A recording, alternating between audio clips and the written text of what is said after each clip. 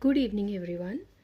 Welcome back. And today we are dealing with the poem The Moon by Dina Nath Nadim, which was originally written in the Kashmiri language, and the translation is provided by JL Call. So I'll begin this by first mentioning the summary of the poem. The Moon by Dinanath Nadim is a deeply evocative poem which blends natural imagery along with the harsh realities of how human beings suffer when they are poor.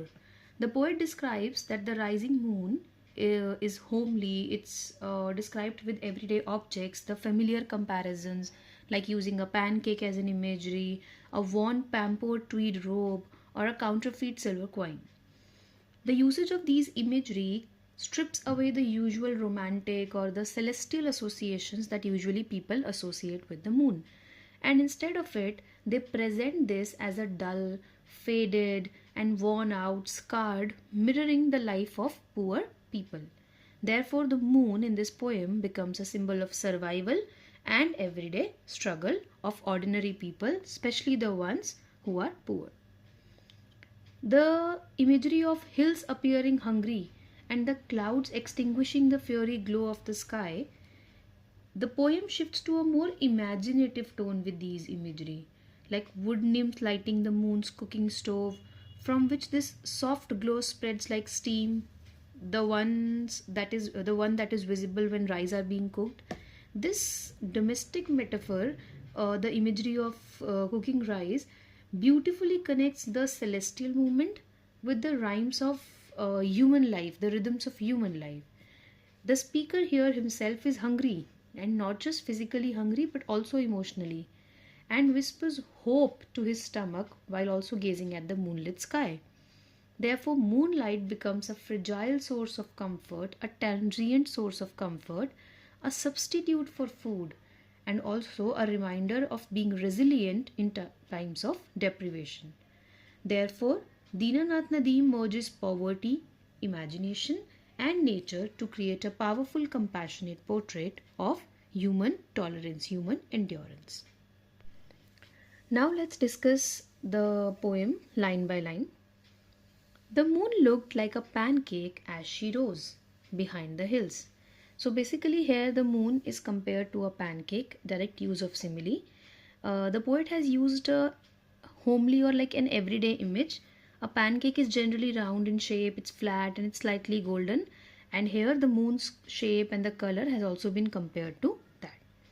As she rose behind the hills, so basically the moon is personified, that the moon is rising above the hills as a female figure because of the word she, which is emerging gently from behind the mountain. So here the tone of the poet is quite grounded and it's playful, not very romantic or mystical. She looked dull as a robe of pampered tweed worn of threadbare, and basically the use of word dull here indicates that the moon today is not shining brightly. And the robe of pampered tweed, pamper is actually famous for Kashmiri fabric, and the word tweed suggests that it is worn out or it's thick or it is little rough.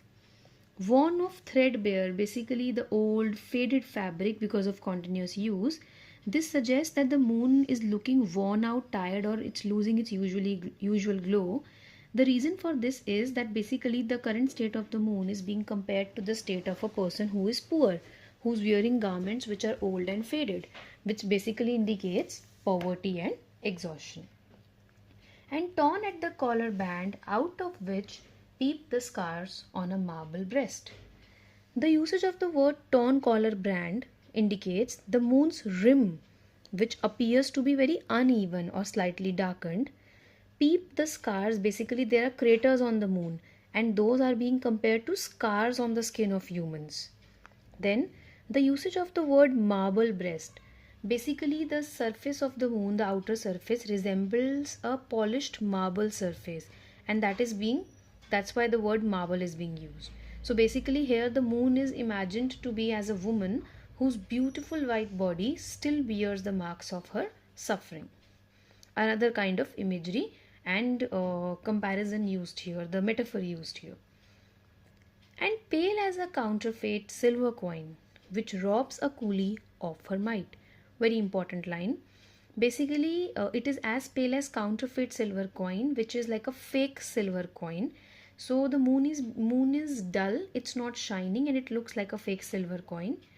Robs a coolie of her mite indicates a coolie, basically a poor laborer, is being cheated by being provided the person with fake money. So basically here the moon is compared to a fake coin, which is a symbol of poverty, exploitation, and dishonesty. The poet brings social and economic injustice into a natural scene. The moon looked like a pancake and the hills looked hungry. So basically the entire line is being repeated here, wherein the poet reinforces the domestic simple image of the moon looking like a pancake and poor people staring at it full of hunger. Hills looked hungry again is a personification. Basically the hills appear to be starved or empty, both physically and mentally. So here the nature as well as the poet, you can kind of say that the state of the poet is resembled in the state of nature, reflecting hunger. And the clouds put out the fire in western skies. Clouds put out the fire. Basically the clouds are trying to cover the sunset.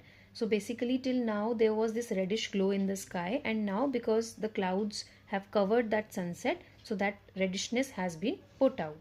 The darkness is increasing, not just in the sky but also in the lives of people. The world has become dull and cold, physically and metaphorically. But in the east, the wood nymphs lit the moon's cooking stove. Wood nymphs here are those mythical female spirits that usually we associate are present in the forest. Lit the moon's cooking stove. Again, another metaphor. The rising of the moon is imagined as a woman lighting a kitchen stove. So basically when the woman lights a kitchen stove, she kind of increases the warmth. Similarly, the rising of the moon is warming the sky. In whose soft glow shoots of the steaming rise seemed to spring upon the hills. The soft glow here refers to the glow of the moonlight, or basically the moonlight. Steaming rise shoots. While this white moonbeams rising like vapor from hot rice. So this is again another very beautiful example of imagery or metaphor, that the steam that comes out of the boiling rice is being compared to the moonbeams rising. And this light appears to jump or kind of spread over the entire hills. So again the domestic imagery continues. The moonlight is resembling a steam from a pot. Again the nature is being linked to human hunger. I whispered hope to my hungry belly. So basically I whispered hope, as in he's trying to speak softly to himself. Here the hungry belly is literally representing his hunger, his state of poverty, and that is being conveyed through the image of a dull moon, hungry hills, and steaming rice. And gazed with hungry looks at the moon flooded sky. Gazed and gazed, again there's a repetition of words which shows that there's a deep longing or deep hunger, deep desire. And again the hungry looks are not just the physically hungry looks but also emotional and spiritual hunger. And moon flooded sky refers to the sky being filled with moonlight. So even when hungry, you see that the poet tries to find comfort and imagination and beauty in the moonlit sky. So overall, if we discuss this poem, it discusses four major themes. First is hunger and poverty, which are expressed through the use of vivid metaphors. Then here nature is symbolized as a domestic world, using the imagery of pancake, stove, rice, robe, and other words. Third theme that is highlighted here is of social injustice, how a coolie is being cheated by giving him or her a fake silver coin. And last, how imagination turns hardships into poetry.